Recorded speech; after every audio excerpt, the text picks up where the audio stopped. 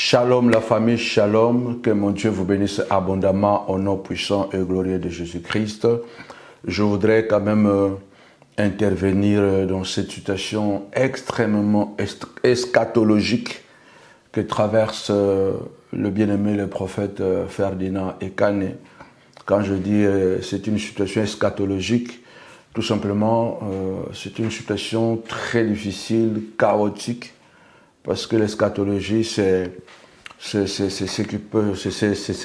science qui parle du temps de la fin, des événements apocalyptiques. Donc, si j'ai dit c'est une situation eschatologique, parce que prophétiquement, c'est un homme de Dieu, c'est un prophète que Dieu utilise. Nous voyons toujours à travers les images.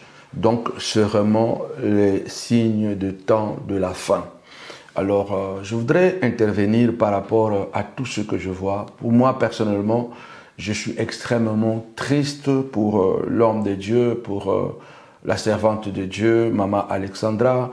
Et dans ce triangle, je vois d'abord le prophète Ekane, je vois Maman Alexandra, je vois la petite Jemima, avant de parler de l'amitié. Vous savez, le Seigneur a dit... vers la fin, l'amour d'un plus grand nombre se refroidira. Quand vous regardez aujourd'hui l'église de Christ, surtout à cause de l'Internet, tout le monde est devenu gendarme, tout le monde est devenu prophétesse, tout le monde est devenu prophète, tout le monde donne des leçons, tout le monde fait des analyses. Et quand les gens font des analyses, vous voyez vraiment qu'il y a une haine, il y a pas l'amour au fait. Nous allons vraiment au-delà de ce qui sont le paramètre de la parole de Dieu. Quand un frère tombe, quand un frère est dans le problème, c'est beaucoup plus la méchanceté, la jalousie qui ressort de nos propos. C'est vraiment l'amour d'un plus grand nombre qui refroidit. Quand la Bible, lisons dans Job chapitre 6, verset 14, la Bible dit que celui qui souffre a droit à la compassion de son frère, même quand il perdrait la crainte de l'Éternel. Donc quelqu'un qui souffre, quelqu'un qui est dans le problème grave, a droit à la compassion. Aujourd'hui, nous voyons que les gens faire sortir de bâtons, voilà, il n'y a jamais de houlettes. Même Dieu, quand il corrige, il a le bâton, il a aussi la houlette. Mais on voit que les gens ont beaucoup plus tendance à utiliser que le bâton. Je prie vraiment que l'Église, corps de Christ du monde, voilà, ceux qui ont un bon cœur, de prier pour l'homme de Dieu Ferdinand Ekane. On ne se connaît pas. Le prophète, peut-être quelqu'un peut vous envoyer cette vidéo. Dieu m'avait parlé de toi, homme de Dieu. Bon, je dis de toi, je préfère vous voyez. Dieu m'avait parlé de vous il y a à peu près plus de 10 ans. Dieu m'a parlé du prophète Ekane. Bon, vous savez que je ne suis pas quelqu'un qui vient ici, Dieu m'a parlé. Je n'aime vraiment pas ça, même si Dieu m'utilise dans ce domaine. Alors, Dieu vraiment m'avait parlé sur le prophète Ekane. Je ne l'avais jamais connu. Je l'avais vu sur les réseaux sociaux. Donc, je vous avais vu sur les réseaux sociaux. Et dans mes prières, Dieu m'avait vraiment parlé de vous. Et dans mon cœur, le Seigneur m'avait dit que je devrais vous faire venir en France, à Paris. Dieu m'avait vraiment mis ça à cœur, de vous faire venir à Paris, afin que nous puissions faire un grand travail. Je l'avais vu dans une vision, dans une très grande salle, et puis je partageais cette vision avec ma collaboratrice, la Maman Jackie, c'est parmi les gens les plus proches de moi, qui est aussi camerounaise, Maman Jacqueline Epi. Et puis, je l'avais recommandé et elle est venue vraiment au Cameroun, elle est venue à Douala pour vous rencontrer. Mais malheureusement, quand elle était venue à l'église, je crois que vous n'étiez pas là. Et puis, voilà le protocole, comment elle était formée. Voilà, donc Maman Jackie, nous appelons Tata Jackie, n'a pas eu le temps, la possibilité de vous croiser. Et puis, elle était revenue. Elle m'a raconté que voilà, elle n'a pas eu la possibilité de vous voir. Et nous avons dit, bon, on va remettre ça au Seigneur.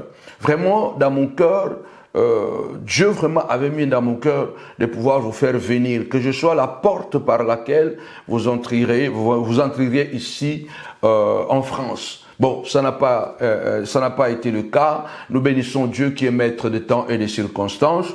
Et lorsque vous êtes venu à Paris pour la première croisade que vous avez réalisée, la grande croisade à Paris dont vous avez parlé, je vais aussi, encore une fois, étant déjà ici, envoyer encore Maman Jackie, la diaconesse de mon église, qui est l'une de mes proches collaboratrices. Maman Jackie, la diaconesse Jackie, qui était venue encore une fois. Et cette fois-ci, elle vous a rencontré. Et puis bon, la manière dont il fallait qu'on se voit, parce qu'elle était venue vraiment comme une ambassadrice de la montagne de la prière du prophète Samuel Panzou.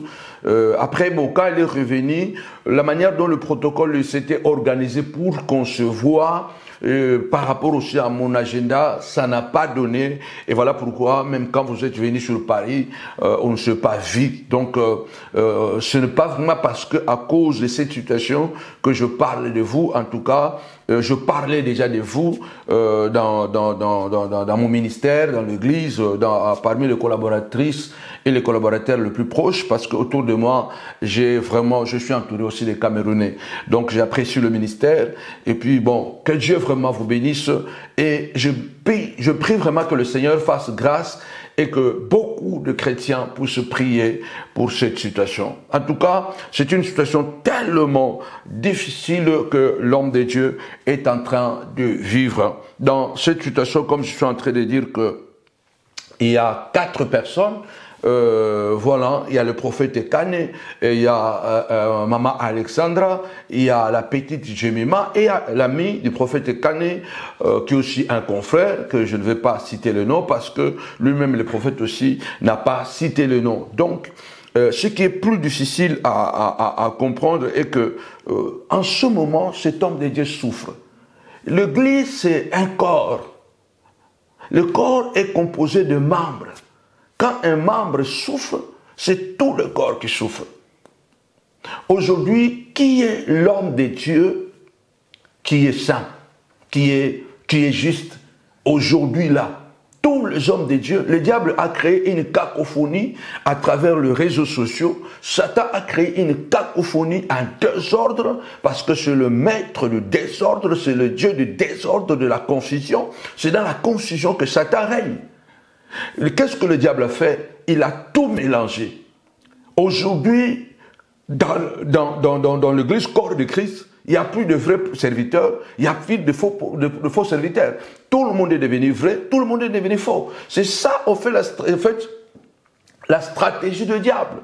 Dites-moi, quel est l'homme de Dieu qui n'a pas été accusé jusqu'à ce jour d'être sorcier, d'être franc-maçon, d'être magicien? Quel est cet homme de Dieu que vous connaissez, que ce soit ceux-là qui ont la renommée, je parle parce que vous pouvez avoir la renommée et ne pas avoir la réputation. Or, la réputation est plus importante que la renommée. Et nous remarquons que beaucoup d'hommes de Dieu aujourd'hui, il y a la renommée, mais le diable s'attaque beaucoup à la réputation, à collant à nos noms des choses qui doivent faner, détruire la réputation. La renommée est là, mais la réputation est détruite. Et la plupart du temps, par de chrétiens, par de soi-disant autres pasteurs, il y a toujours eu de faux dans le passé, il y a eu de faux prophètes, il y a toujours eu de vrais prophètes. Malheureusement, aujourd'hui, donnez-moi dans la description quel est le pasteur qui n'a jamais été accusé de la sorcellerie, de la magie. Nous avons tous été accusés de ça. Mais qui font ce genre de choses, c'est toujours entre nous. Vous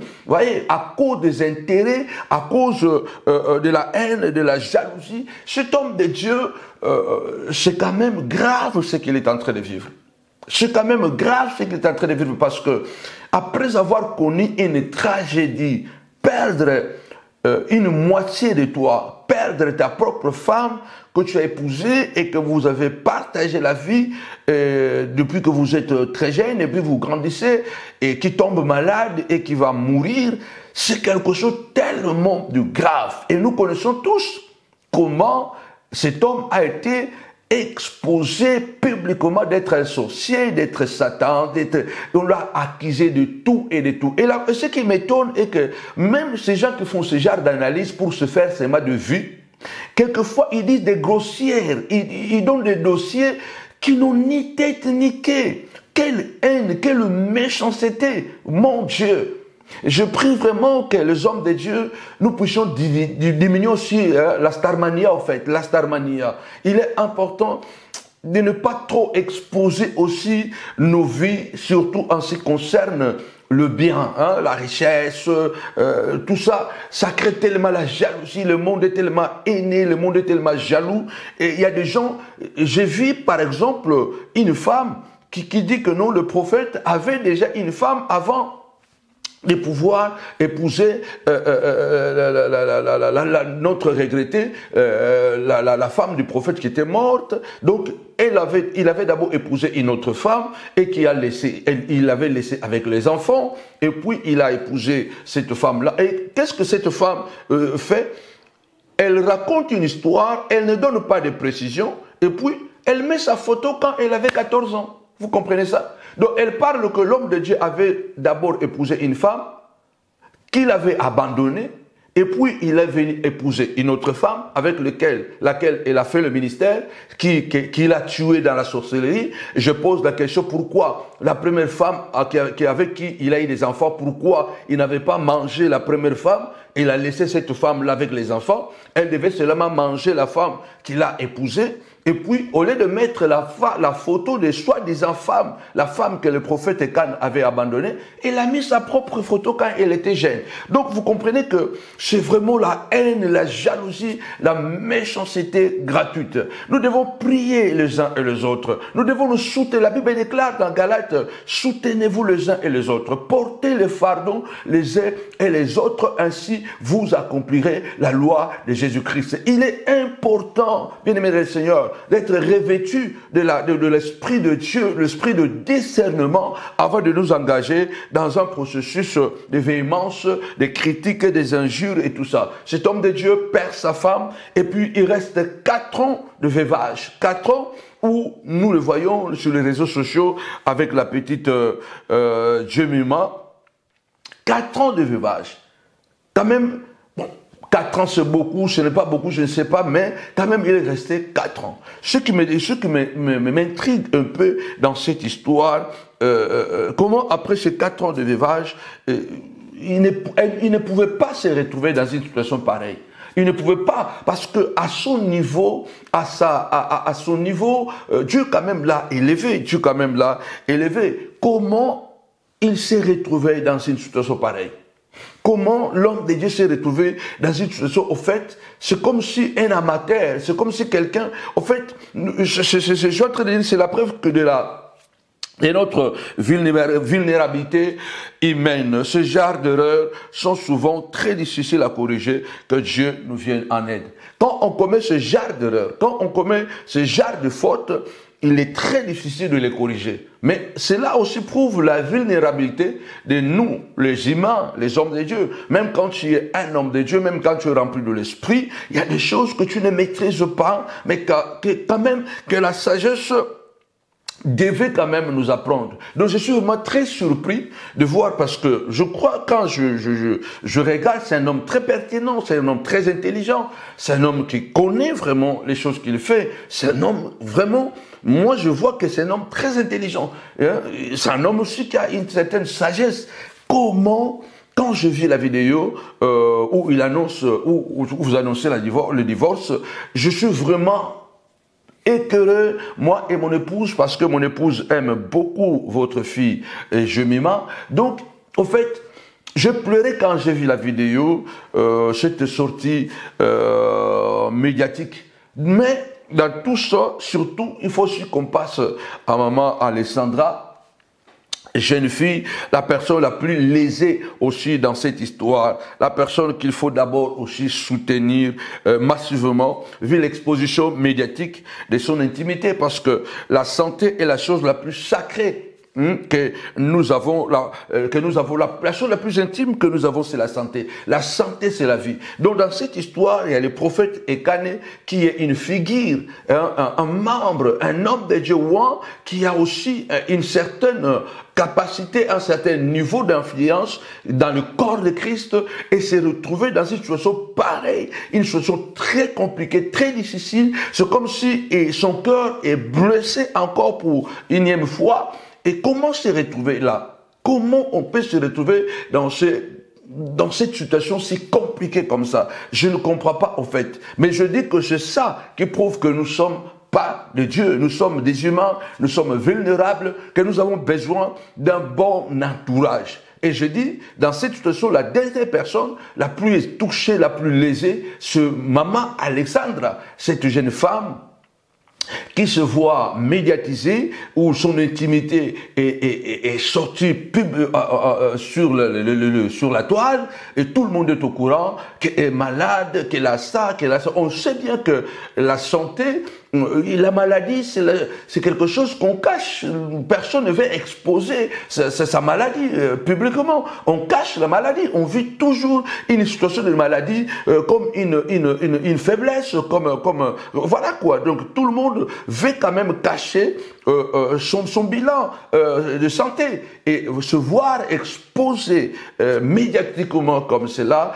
Donc ce qui est le plus sacré dans la vie de cette femme est exposé. C'est grave, elle est vraiment lésée. Elle a droit à la compassion, à la prière. Vraiment, c'est vraiment que Dieu fasse grâce, que Dieu puisse toucher vraiment beaucoup de gens à travers le monde, de prier pour cette femme, Maman Alexandra. Que Dieu vraiment puisse poser sa main, parce que ce n'est pas du tout facile.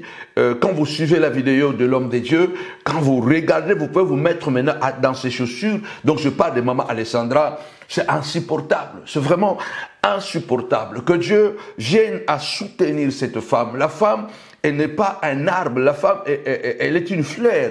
La femme, elle est fragile. Non pas fragilité dans le sens où elle n'est pas forte comme l'homme. Oui, mais elle n'est pas forte comme l'homme aussi. Mais parce que la femme, c'est l'être la plus délicate. Le plus délicate qui existe. C'est l'être le plus délicat. La femme, c'est la personne la plus belle que Dieu ait créée, la personne la plus fragile. La beauté de la femme, la force de la femme, c'est sa beauté, c'est sa fragilité. Et voir que son intimité est exposée, la chose la plus sacrée de sa vie est exposée, c'est tout simplement insupportable. Nous prions vraiment que Dieu vienne en aide à cette maman, et que la main de Dieu soit sur Maman Alexandra. Oh mon Dieu, je ne la connais pas, mais je l'ai vu sur la vidéo. J'ai vu le mariage, c'était tellement beau, et je pleure au fond de moi. C'est une tragédie, c'est un combat extrêmement rude pour le prophète Ekane, pour Maman Alexandra.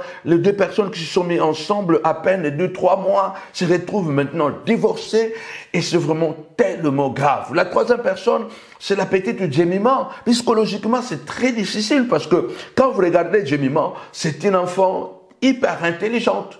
C'est une enfant elle est hyper intelligente, et hyper active. Voilà, elle n'a pas froid aux yeux. Elle exprime, je ne sais pas, parce que c'est la naïveté ou quoi, mais vous voyez que cet enfant, vraiment, elle a une capacité, une joie de vivre à côté de son père dans l'église qui est extraordinaire. Rarement on voit les enfants comme ça qui sont tellement intelligents, tellement éveillés. Et voir que papa vient de marier, et elle a donné un témoignage, et puis 3 mois après, papa doit divorcer, et elle doit être confrontée aujourd'hui à une situation très difficile. Nous prions aussi pour l'enfant Jemima. Donc la quatrième personne qui est l'ami du prophète Ferdinand. Et Ekane, j'en parle pas, parce que à ce moment, il n'est pas vraiment dans la situation du prophète Ekane et de Maman Alexandra et de Jemima. Même si de son côté aussi, il y a des choses qui sont dites dont le prophète Ekane a dit.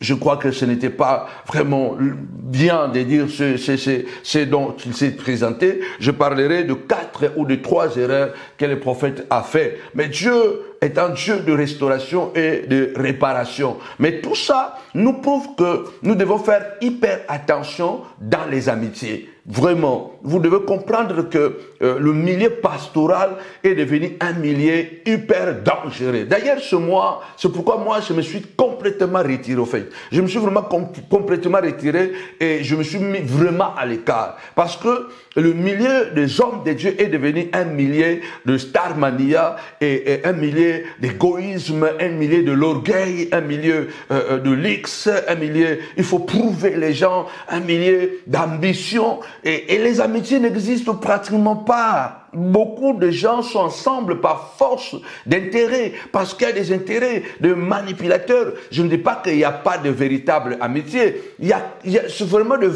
véritables amitiés sont devenues extrêmement rares. Et les gens qui vivent dans les réseaux, entre eux, après ils se critiquent, ils parlent mal les uns et les autres. Donc il n'y a que des systèmes qui sont créés, mais le vrai amitié n'existe pratiquement plus.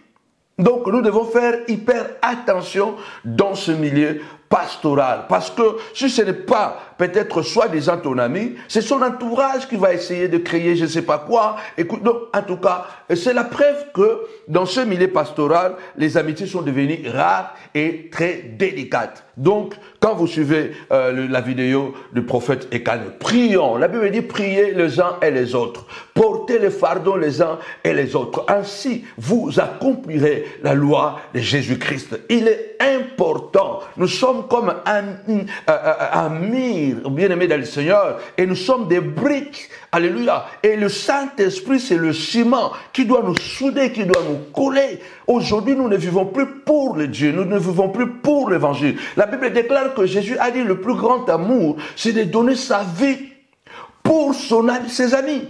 Le plus grand amour. Aujourd'hui, tout le monde est égoïste. Les deux membres les plus fidèles de la vieille nature que nous voyons aujourd'hui, c'est l'orgueil, l'égoïsme, 3, et l'ambition. Personne n'est plus prêt à mourir pour son frère. Personne n'est plus prêt vraiment à donner le maximum pour sauver ses amis. Nous sommes victimes de ces choses. Nous avons tendu la main à des personnes qui sont devenues aujourd'hui des ennemis coriaces. Des gens, tu l'as soutenu, tu l'as fait sortir de l'eau de bar. Tu as loué la maison pour lui. Tu as donné la possibilité de pouvoir s'épanouir dans la vie. Mais demain, il devient ton pire ennemi. Donc, ce milieu est devenu un milieu dangereux. La première erreur de l'homme de Dieu, le prophète Ekane, je dis qu'à son 30, il ne fallait surtout pas épouser une femme que vous venez à peine de connaître et dont les informations ne sont pas claires selon ce dire. Donc, ça c'est une erreur grave de l'homme de Dieu, le prophète Ekane. À votre trempe, à votre niveau, vous ne pouvez pas, quand j'ai suivi la vidéo, la première erreur, vous ne pouvez pas épouser une femme que vous venez à peine de connaître. Vous connaissez ces choses. Vous êtes un homme hyper intelligent. Vous avez des capacités au-delà des dons spirituels, parce que c'est que les gens oublient et que l'homme de Dieu peut prophétiser pour les autres, mais peut-être pour lui-même, il a besoin que quelqu'un d'autre prophétise pour lui, parce que le prophète n'est pas Dieu. Il peut voir certaines choses. Élie ne savait pas que l'enfant de la Sunamite était mort. Moïse qui avait vu beaucoup de choses avec Dieu, il a vu le buisson ardent, il a vu le bâton se transformer en serpent, il a vu le fléau en Égypte, mais Moïse a dit, fais-moi voir ta gloire. Et Dieu lui dit, tu ne peux pas voir ma gloire et continuer à vivre. Donc Dieu se cache toujours. La Bible dit la gloire de Dieu c'est de cacher les choses. Les prophètes ne connaissent pas tout. Parce que beaucoup de gens aujourd'hui, ah si les prophètes, pourquoi ils ne connaissaient pas? Pourquoi il n'a pas prophétisé? Pourquoi il n'a pas si? Non, le prophète peut voir des choses, mais lui-même il a besoin aussi qu'on prophétise sur lui. J'ai besoin que les gens prient pour moi. J'ai besoin que les gens prophétisent sur moi. Donc, pas besoin, je ne veux pas obliger les gens, mais pour dire que je ne me suffis pas de moi-même. Donc, le prophète qui prophétise, il peut voir les choses sur toi et ne pas voir les choses sur lui-même. Parce que le secret est toujours l'avenir, est toujours opaque. L'avenir est toujours caché, est toujours opaque. Donc, il ne faut pas se dire que non, il est prophète. Comment Dieu ne lui a pas dit sur cette femme? Dans certains domaines, vraiment, il faut seulement, pas la prophétie, mais la sagesse, la patience et vraiment le calme de pouvoir faire certains choix. Il est important de comprendre que la patience donne beaucoup plus de résultats que le courage. Et dans le domaine du mariage, l'homme de Dieu qui a ce niveau de la connaissance de la parole, vraiment, ça c'était une erreur grossière de pouvoir épouser une femme dont les informations sont fragmentaires selon ce que vous êtes en train de dire dans la vidéo. Mais dans tout cela, Dieu ne vous a pas abandonné. Dieu est un Dieu qui vient, qui dit « Je suis l'Éternel ». Vous rebâtirez sur les anciennes ruines. Et moi, l'Éternel, je serai appelé le réparateur de brèches, celui qui restaure le chemin et qui rend le pays habitable. Dieu est avec toi. Avance, vaillant héros. Ça sera des moments difficiles, douloureux. Les gens ne peuvent pas imaginer la souffrance de certaines personnes. T.D. Jakes a dit quelque chose, il a dit, tant que tu n'as pas vécu quelque chose, tu ne peux pas la comprendre. Il y a des gens qui parlent. On vous met dans cette situation. Peut-être vous n'allez pas tenir un mois. Vous n'allez pas tenir 2 mois. Vous n'allez pas tenir 1 mois ou 1 année. Peut-être vous allez partir à cause de stress, à cause de l'oppression. Parce que vous ne savez pas qu'une situation, quand tu ne l'as pas vécue, tu ne peux pas la comprendre. Tant que tu n'as pas eu des contractions, comme une femme qui accouche, toutes les femmes sont des femmes. Mais la femme qui a eu des contractions, alléluia, celle qui n'a jamais eu de contraction ne peut pas connaître les douleurs de la contraction. La deuxième erreur du prophète, c'était que, j'ai dit, il ne fallait surtout pas faire cette intervention personnellement sur les réseaux sociaux. Il fallait ou un porte-parole, ou un collaborateur, ou le père spirituel, comme vous avez un père spirituel, ou faire juste une communiqué sans plus ni moins. Donc la deuxième erreur, il ne fallait pas que ce soit vous-même, parce que la situation est tellement grave, est tellement difficile.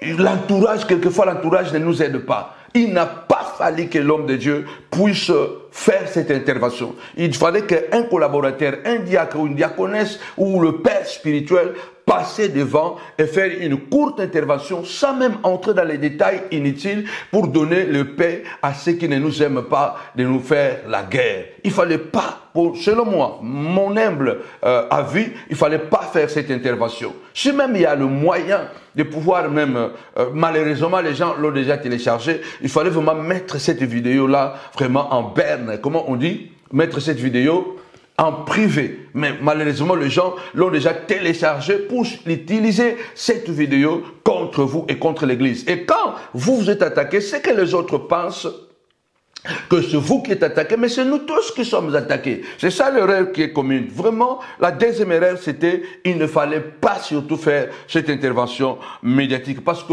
il y a tellement de gens qui ne vous aiment pas, qui ne vous aimeront jamais. Des gens, bien-aimés du Seigneur, qui ont une haine viscérale envers les hommes de Dieu, surtout envers vous. Il y a des gens qui ne vous aiment pas, et vous le savez, nous le savons. Il y a des gens qui ont une haine viscérale, qui n'aiment pas votre tête, qui ne vous aimeront jamais. Il ne fallait pas faire cette intervention. Parce que des gens qui ne vous aiment pas et qui ne vous aimeront jamais. Donc, vraiment que Dieu soutienne son serviteur. Que Dieu donne cette grâce de comprendre que, en tout cas, soutenons l'homme de Dieu, soutenons l'homme de Dieu. Vous avez notre appui, vous avez notre prière, même en cachette, même publiquement. Je dis, moi personnellement et mon équipe, nous prions pour vous, le prophète Ferdinand Ekané, que Dieu puisse vraiment vous consoler, vous protéger, vous sécuriser, parce que cette vallée que vous êtes en train de traverser aujourd'hui, c'est une vallée vraiment difficile et très difficile, parce que il y a des gens qui profitent de cela pour pouvoir encore détruire l'image de l'Église, corps de Christ. Vraiment, s'il y a le Père spirituel qui est là, que Dieu fasse grâce, en tout cas qu'il puisse... voilà, bon, vous avez déjà intervenu, mais en tout cas, ne parle plus de ça. Vous n'avez vraiment pas besoin d'annoncer ces divorces publiquement. Alléluia. La Bible déclare que Joseph, quand il a appris que Marie était enceinte, elle portait la grossesse venant du Saint-Esprit, la Bible dit que Joseph a utilisé la stratégie de fourmi. Il voulait rompre avec Marie, mais secrètement. En fait, il fallait tout simplement le faire discrètement. Prendre maman Alexandra et dire que voilà ce que la famille fait avec tout ce qui se passe, c'est tellement compliqué pour moi. Parce que moi, je sais que vous aimez cette femme, vous aimez cette fille. Je crois que c'est encore une jeune fille. Vous l'aimez. Parce que vous ne pouvez pas l'épouser si vous ne l'avez pas aimé. Moi, je crois que vous aimez encore maman Alexandra. Vous avez vu beaucoup de femmes à Yaoundé, au Cameroun, en Côte d'Ivoire, partout, au Togo, où vous êtes passé. Vous êtes venu en France, ici. Vous avez vu beaucoup de femmes toutes ces années. Et les 4 ans que vous êtes resté de veuvage, vous avez vu beaucoup de femmes. Mais pourquoi seulement maman Alexandra? C'est parce que votre cœur, au-delà de tout, a été touché, a été porté, a été donné à maman Alexandra. Donc, il y a un amour. Parce que s'il n'y avait pas l'amour, regarde même que vous n'aviez même pas beaucoup d'informations. Vous êtes en train de dire que c'est votre ami qui vous a encouragé de pouvoir l'épouser. Les informations étaient fragmentaires, mais vous avez quand même épouser cette femme. Donc, il y a l'amour. Or, s'il y avait la sagesse, il fallait rompre cette histoire secrètement. Ne pas faire de vidéo, ne pas faire de bruit. Faire comme Joseph. Prendre maman Alexandra, l'expliquer la situation et peut-être même ne pas d'abord prendre la décision de divorcer, n'est-ce pas? Malachie dit: je suis contre le divorce. La Bible est contre les divorces. Ça, vouloir ou pas, pour les pasteurs, les hommes de Dieu qui se sont divorcés, beaucoup ont des raisons vraiment de divorcer. Mais nous devons nous accrocher à la Bible. Nous devons nous référer à la Bible. Malachie dit: je suis contre les divorces. Dieu n'aime pas les divorces. Donc, alors, il fallait faire ça secrètement, dire à maman Alessandra, avec ce que votre maman dit, avec ce que la famille dit. Ils cherchent même à me faire du mal, il y a des menaces de mort, il y a tout ça, et vraiment, j'ai peur. La foi n'enlève pas la peur. Quand les gens sont en train de dire n'importe quoi, il faut prier, il faut intercéder, il faut faire comme ça. Mais vous ne vivez pas la situation. Vous ne vivez pas cette affaire. C'est pourquoi vous dites ce genre de choses.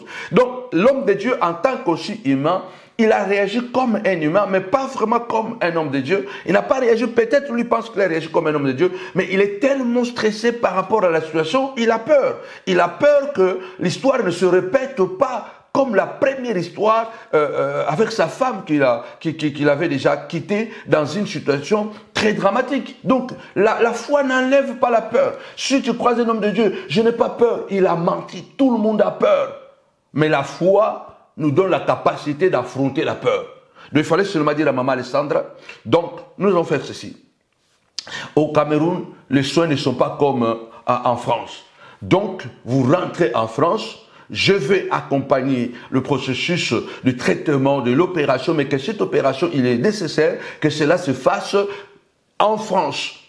S'il faut que je soutienne, que je donne le moyen financier, parce que Dieu vous a béni, donc je peux le faire. Mais va, soigne-toi d'abord pour une période de voir, peut-être même le cœur de maman et de la famille va s'apaiser, mais va te soigner là-bas en France et essayer de pouvoir mettre la paix entre vous et votre ami, parce que vous êtes à couteau tendu, mettre la paix, essayez dans cette situation, aller s'humilier et dire à la maman et à une partie de la famille, bon, peut-être on s'est trompé, on a fait par nous, en tout cas, on vient pour que là, il y a une situation grave, c'est l'enfant, c'est leur enfant, c'est ton épouse, donc c'est la vie d'une femme, d'une fille qui est en danger.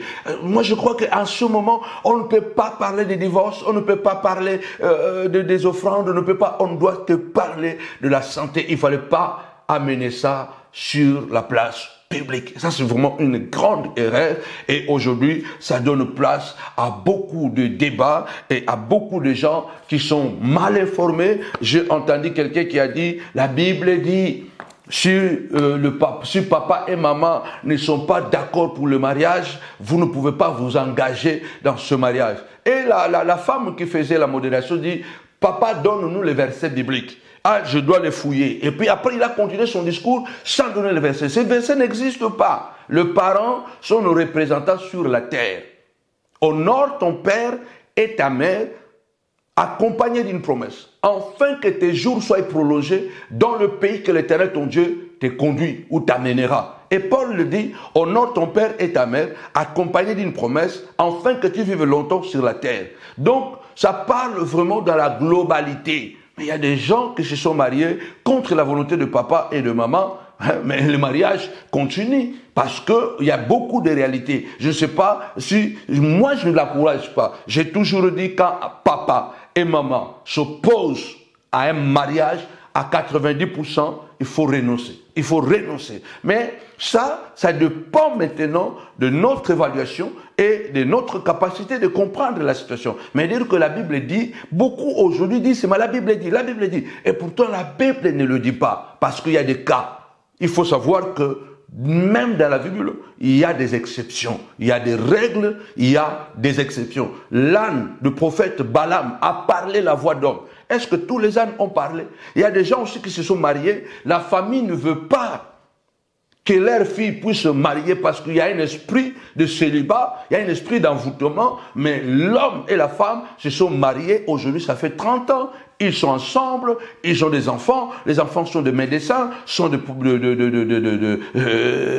ingénieurs, mais au début, papa et maman, la famille ne voulaient pas de ce mariage. Ce n'est pas un verset biblique qui dit ça. Donc, dans ces cas, dans le mariage, il est vrai que les parents sont les représentants sur la terre, mais il y a des exceptions qu'on peut aussi, dans certaines situations, dans certains cas, même si papa et maman ne sont pas d'accord, on peut se marier parce qu'on connaît la réalité spirituelle. Mais c'est une exception, ce n'est pas une règle.